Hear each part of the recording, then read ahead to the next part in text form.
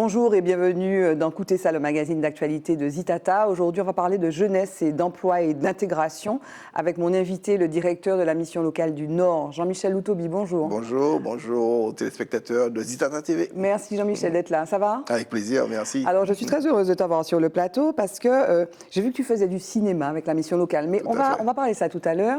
La mission locale du Nord, c'est une des missions, des 3 missions locales de Martinique. Donc, comme son nom l'indique, du Nord. Tout à fait. Vous existez depuis à peu près 30 ans. C'est ça, l'année prochaine, 2023. Tu fais quoi alors? Donc tu fais quoi? Donc tu travailles avec des jeunes. Voilà. En fait, la mission locale a été créée justement, alors c'est quelqu'un qui s'appelle Bertrand Schwartz qui a créé les missions locales au niveau national. Ça se passe en 82.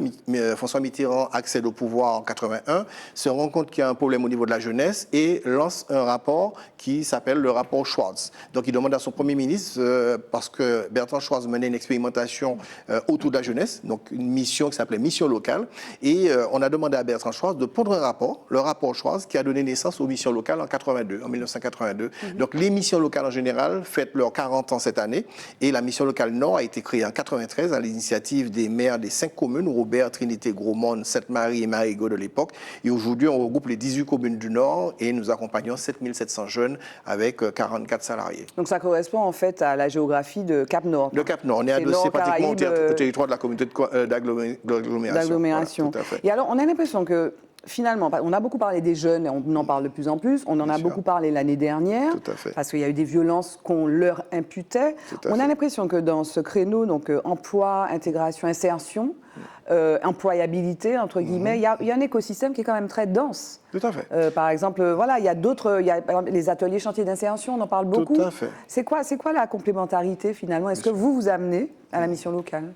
Alors en fait, c'est vrai qu'une mission locale, on est vraiment, comment dire, on met en musique un petit peu tout cela. C'est-à-dire que nous sommes en partenariat aussi bien avec l'École de la deuxième chance, aussi bien avec le RSMA, que les centres de formation. Nous orientons les jeunes vers les ateliers chantiers d'insertion parce que nous croyons que ça peut être un bon tremplin pour un jeune de s'en sortir. D'ailleurs, avec les métiers du cinéma, justement, on essaie de changer encore et de permettre à des jeunes de connaître encore d'autres situations d'activité. Et nous espérons que demain, il y aura des chantiers d'insertion autour de ces métiers-là, autour de choses innovantes. Et nous sommes vraiment des partenaires privilégiés, notamment pour tous les centres de formation qui répondent aux appels d'offres de la CTM, mais aussi avec la DOM, parce que nous faisons partir des jeunes sur des formations ou des emplois à l'extérieur grâce à l'appui du dispositif de la DOM. Voilà, merci. Et puis, autour, nous positionnons aussi les jeunes vers l'emploi. Nous mettons en place tous les dispositifs. On l'a vu avec les contrats CIE, les contrats d'initiative emploi, on l'a vu avec les contrats PEC pour les collectivités. Nous avons mis beaucoup de jeunes en emploi, puisque le gouvernement, après le Covid, ou durant le Covid, s'est rendu compte qu'il y avait une difficulté d'insertion. Et on a mis en place ces dispositifs, ces contrats aidés, qui ont permis à beaucoup de jeunes d'avoir au moins une première expérience. Et c'est en ce sens que c'est vraiment extraordinaire. Donc nous sommes vraiment sur un champ assez large. Assez large. Donc vous êtes financé par l'État, donc la DETR. Voilà, la DETS. Voilà. Vous êtes financé aussi par la CTM. Tout à fait, par la CTM. Vous travaillez avec environ 7000 jeunes. 7700 jeunes inscrits, tout à fait. C'est pas 7000 depuis 30 ans, c'est 7000. Non, 7700 jeunes inscrits à la mission locale et à peu près entre 1000 et 1500 nouveaux jeunes qui s'inscrivent chaque année. Donc c'est énorme. Et à peu près 1500 à 1800 jeunes qui entrent en activité grâce à la mission locale, soit en formation, soit en emploi. En 2021, nous avons plus de 1500 jeunes qui sont entrés en emploi et près de 400 jeunes qui sont entrés en formation. Donc malgré le flux de sortie, nous avons un flux d'entrée qui ne nous permet pas, en tout cas, de diminuer de manière considérable le stock de jeunes que nous avons à la mission locale Nord. Alors, les jeunes, c'est des jeunes, c'est un public très ciblé. Hein. Très ciblé, de 16 à 26 ans, jusqu'au 26e anniversaire. À partir de 26 ans, c'est le RSA qui prend le relais. Mais ces jeunes-là, ils ne sont pas indemnisés, par exemple? Alors, ils peuvent être indemnisés dans le cadre des mesures, voilà, dans le cadre des dispositifs. Par exemple, aujourd'hui, nous avons le contrat d'engagement jeune, le SEJ. Là, c'est vrai que le jeune, s'il s'engage à respecter les conditions de mise en œuvre du SEJ, ben, le jeune va percevoir 500 € par mois. Mais il y a une obligation quand même entre 15 et 20 heures d'activité semaine. Le jeune doit justifier de 15 à 20 heures d'activité semaine. Aujourd'hui, on ne veut plus donner de l'argent aux gens sans qu'il y ait une contrepartie. C'est bien. Donc, de plus en plus... c'est très bien, c'est très bien. Parce qu'on a eu le débat pour le RSA, là... Tout à fait. Alors, je reste persuadé que si on veut vraiment aider les gens, il faut les mettre en activité. Il faut leur donner, il faut leur rendre de la dignité. Alors, souvent, on pense qu'on aide les gens en leur donnant de l'argent sans rien faire. Ce n'est pas vrai. Si c'était vrai, ça se ferait ailleurs. Donc, je crois qu'aujourd'hui, on aide les gens à gagner en autonomie et gagner en comment dire, il faut vraiment que les gens soient autonomes et que les gens... C'est-à-dire que souvent, je dis aux gens, au lieu de donner un poisson, apprenons à pêcher. Apprenons aux gens à pêcher. Le travail, c'est la dignité. Le travail, c'est la dignité. Moi, je pense que c'est rendre la dignité aux gens. Et alors, pourquoi cette file active, comme on dit, ne désemplit pas? Donc, il y a des difficultés structurelles, un petit marché, etc. Mais ton analyse, c'est quoi, Jean-Michel? Disons qu'aujourd'hui, on a trop peu d'entreprises qui se créent sur le territoire. Même si il y a une création... beaucoup quand même. Alors, il y a beaucoup de petites entreprises. Mais nous n'avons pas de structure pour absorber 200, 300, 400 personnes. Ça n'existe pas. Ou ça existe très, très peu. On a la chance d'avoir une structure comme ça de temps en temps, un centre commercial qui se crée et puis on embauche massivement des gens. Mais malheureusement, nous avons beaucoup de petites structures avec 1, 2, voire 3 salariés, ou souvent le chef d'entreprise seul qui crée et qui fonctionne tout seul. 90% du tissu économique est composé de TPE, de très petites entreprises. C'est pas un hasard. Ça correspond à la taille du marché. Mais ce qu'on aimerait, c'est offrir d'autres chances à nos jeunes. Et c'est pourquoi nos jeunes, ils partent vers ceux qui peuvent leur offrir des champs très larges. D'ailleurs, on dit à nos jeunes de se former, d'être performants. Un jeune, moi j'ai encore en mémoire, un jeune qui avait fait une formation, il était ingénieur en pétrochimie. Il arrive en Martinique, il veut travailler avec un diplôme d'ingénieur en pétrochimie. Je dis, mais tu ne trouveras rien avec ça. À part travailler à la Sahara, mais tu verras que ce qu'on va te demander à faire est très inférieur par rapport à la valeur de ton diplôme. Ce jeune m'a écouté. Aujourd'hui, il est à Dubaï, il a 21 000 euros de salaire par mois. Et ce jeune, même s'il n'est pas retourné en Martinique, mais il revient de temps en temps en vacances, il a déjà construit ici et il a des projets pour la Martinique. Donc, je pense que ça aussi, ça permet le développement de notre territoire. Bien sûr. Et alors, parmi ces 7 000 jeunes que tu accompagnes, que la mission locale accompagne, donc il y a l'aspect emploi, social, culture, formation. Logement, formation. Donc, c'est une approche globale. Alors, j'imagine que ces jeunes de 16 à 26 ans, 7 000 personnes, ils viennent de tous les milieux. Tous les milieux. Est-ce qu'il y a qui viennent de milieux très difficiles, et notamment qui ont des parcours chaotiques, qui auraient, je ne sais pas, qui auraient fait de la prison et du trafic, etc. On en a beaucoup. Est-ce que c'est facile de sortir ou d'aider, d'accompagner ces jeunes qui, des fois, vous disent moi, je me fais 5 000 euros en faisant du trafic de drogue. Tout à fait, c'est clair. Est-ce que c'est facile de faire c'est jamais facile d'aider quelqu'un qui a déjà des a priori sur la vie. Non, mais c'est la réalité quand même. Mais c'est une réalité. C'est une réalité aujourd'hui. Excuse-moi, je t'interromps 2 secondes, Jean-Michel, excuse-moi. Aujourd'hui, on vit un règne de l'individualisme, du show-off. C'est pas qui je suis, c'est ce que je montre. Donc l'argent, c'est très important. C'est ça. Et puis, on voit les inégalités dans notre pays. Bien donc, sûr. ces jeunes-là, tu arrives à les accompagner? On arrive à les accompagner parce qu'en fait, à un moment, ils se rendent compte de la réalité. Parce que souvent, nos jeunes, ils regardent les clips avec de l'argent, des bijoux, bling-bling. C'est vrai, ça c'est joli, c'est très joli. Mais il y a une réalité qui est très simple et très vraie. Un jeune qui fait des bêtises, qui vend de la drogue et ainsi de suite, il peut en vendre, c'est vrai, il peut gagner bien sa vie, mais il y a ce risque case-prison. Moi, j'ai des jeunes qui font... Maintenant, c'est quasiment aussi. C'est ça, il y a quasiment aussi. Alors, j'ai beaucoup de jeunes qui font justement le va-et-vient entre la prison, l'activité hors prison, mais malheureusement, si le jeune veut s'en sortir... Il faut qu'il parte.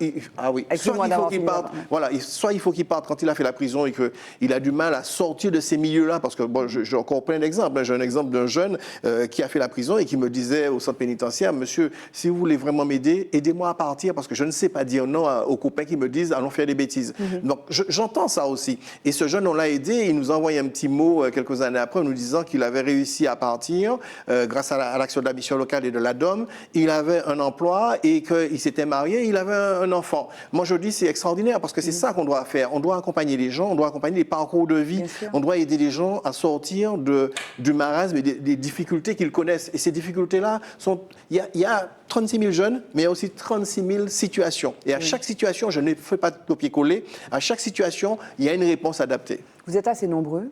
Alors, on n'est pas assez nombreux, on n'est que 44 salariés. Mais c'est vrai qu'on se bat beaucoup. Moi, j'ai en ce moment une collègue qui est sur une mission locale, la mission locale directrice de la mission locale de Strasbourg, qui est en Martinique en ce moment. Elle a 7 000 jeunes comme moi. Et là, elle est à plus de 120 salariés. Moi, je suis à 44 salariés pour les 7 000. Elle me dit, comment tu y arrives? J'ai dit, déjà, je n'ai pas les moyens financiers pour pouvoir en avoir plus de salariés. Mais on essaie de se battre avec ce qu'on a. Et malgré la difficulté aussi du territoire, parce qu'en fait, l'emploi est très dur en Martinique. faut pas se mentir. On a des difficultés à faire de la mise en emploi. C'est pas de la mauvaise volonté. Il y a des jeunes qui ont envie de travailler, qui ont envie de s'investir, mais ils n'ont pas la chance de trouver un emploi pour pouvoir exercer leur talent. Et alors, en antenne, je te demandais, est-ce qu'il y a des gens qui sont inemployables à vie, des jeunes qui ne trouveront jamais à s'employer? C'est pas possible. C'est pas possible parce que chaque individu a quelque chose. Chaque individu a quelque chose. C'est-à-dire que souvent, on n'arrive pas à faire briller la pépite qu'il y a au fond de l'autre. Il faut aller chercher. Mais il faut aller chercher. Je prends comme exemple, on a réalisé le tournage d'un film, Les Mules Invisibles. Mais on allait en parler, oui. Voilà. Et j'ai 2 jeunes qui ont été vraiment exceptionnels sur le tournage, qui ont brillé. Voilà. Parce qu'on est allé les chercher, sur de la passion. Ouais. Et les jeunes, ils ont démontré qu'ils étaient capables de s'investir. On commençait le matin à 5h30. À 5h30, ils étaient déjà là. Le soir, on terminait à 20h. Ils étaient encore là. Et c'est ça qu'il faut qu'on arrive à faire. C'est faire briller les pépites qui sont là. Nous avons beaucoup de jeunes méritants, beaucoup de jeunes intéressants. Simplement, on ne les prend pas assez en valeur. J'entends encore des gens dire, ouais, regardez, inutile là. Il n'y a pas d'inutile.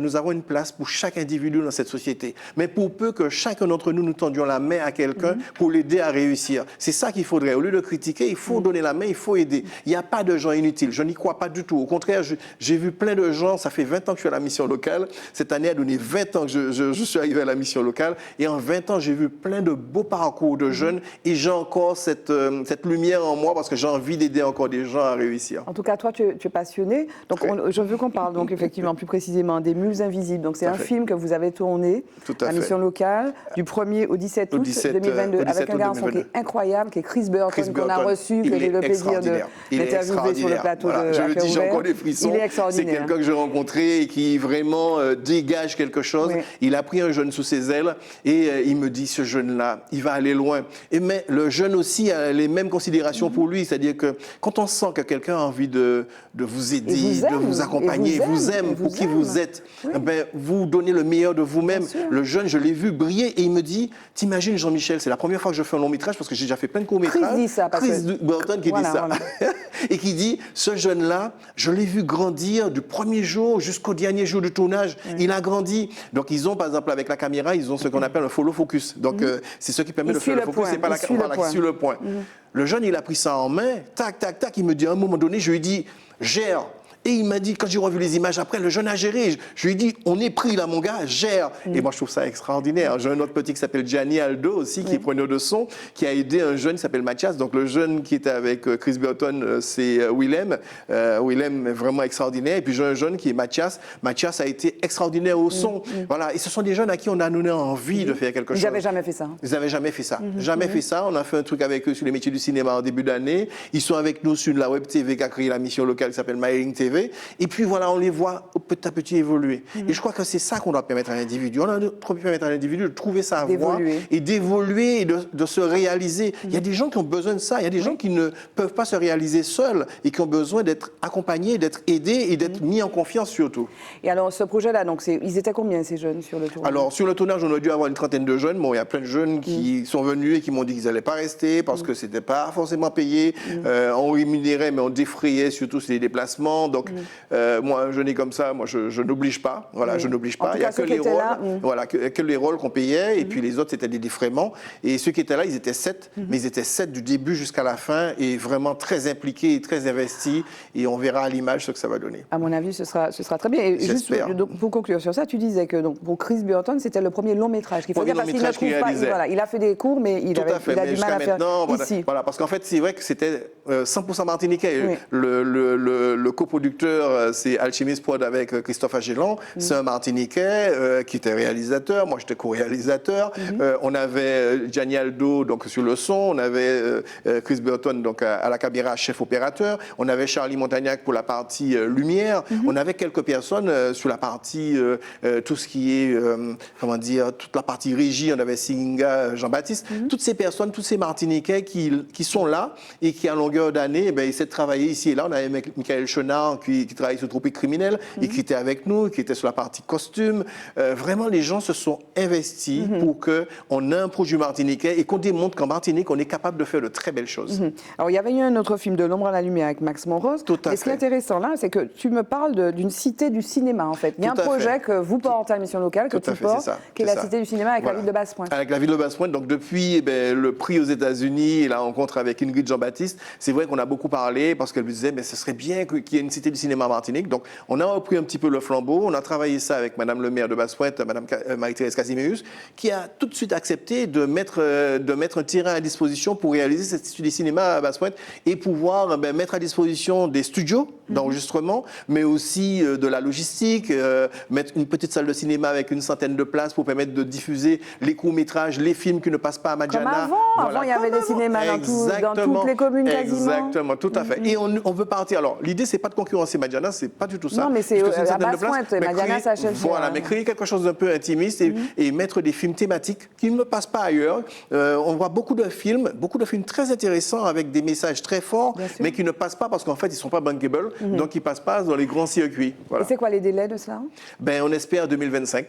Okay. Donc on s'est mis un timing 2025, donc là on est dans les dossiers, on a déjà le terrain et maintenant c'est faire valoir les demandes de financement. Et Les Mules Invisibles, donc vous avez produit, vous êtes en post-prod, il sort quand ce film? En post-prod, alors on espère fin d'année parce qu'en fait on a mis une connotation, une petite couleur Noël, mais on espère quand même être sélectionné pour le festival. On est très ambitieux, on espère être sélectionné pour le Festival de Cannes. Et le Festival de Cannes c'est mai-juin, voilà, mai de l'année prochaine, donc ça se trouve, ça sortira en décembre 2023 après le festival, parce qu'en fait on nous impose au festival, on ne peut pas présenter un film qui est déjà sorti en salle. Donc il faut présenter un film, ils veulent avoir l'exclusivité. Donc nous on se met ça comme objectif. Voilà, Cannes et je me vois monter les marches de Cannes avec mes jeunes derrière moi et mes professionnels, parce qu'il faut à un moment donné des impulsions positives à toute cette jeunesse et puis à tous ceux qui sont derrière nous et qui sont là, qui sont moins jeunes, mais qui sont aussi les acteurs de cette société. Voilà. Jean-Michel, merci pour ta passion. Le temps est court, on a dépassé. Merci d'être venu nous parler de ce projet de la mission locale du Nord. Et puis, bonne continuation pour ce que tu fais. Merci à toi aussi. Et salut à tous ces jeunes que tu accompagnes. Avec plaisir, toi aussi, Azitata TV, et puis Max Monrose qui fait un travail extraordinaire. Moi, j'aime les gens qui sont dynamiques et les gens qui ont l'espoir de créer des choses positives pour la Martinique. Merci Jean-Michel. Merci à vous de nous avoir suivis dans Écoutez ça. Je vous retrouve pour un autre numéro de notre magazine d'actualité. Bye bye.